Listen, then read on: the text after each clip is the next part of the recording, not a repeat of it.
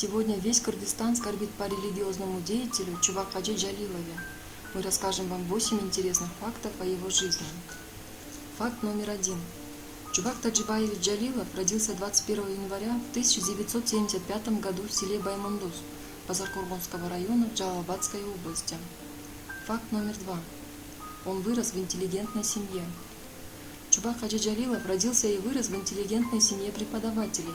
Отец – учитель математики, мама – учитель английского языка. Закончил школу с золотой медалью. Факт номер 3. Он был из многодетной семьи. Чубак Хаджи был вторым по старшинству из 6 детей. Факт номер 4. У проповедника высшее образование. Был выпускником Кыргызско-Исламского университета имени Хазрети Умар с 1992 по 1996 годы. Окончил вуз с красным дипломом. Обучался в Институте арабского языка при Международном университете Аль-Кура в Саудовской Аравии. Факт номер 5. В прошлом преподаватель. Трудовую деятельность он начал в 1995 году как преподаватель арабского языка в Кыргызском национальном университете имени Джусупа Баласавына на факультете востоковедения. Чубак Хаджи проработал там до 1998 года.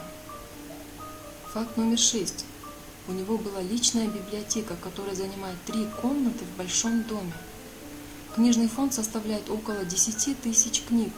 В библиотеке есть не только книги о религии, но кыргызская художественная литература и труды по истории Кыргызстана.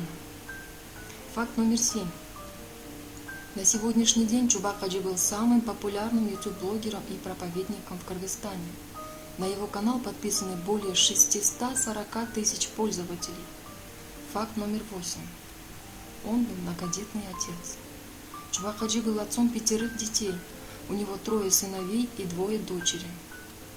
Чубак Хаджи Джалилов ушел из жизни в ночь на 11 июля. Ему было 45 лет.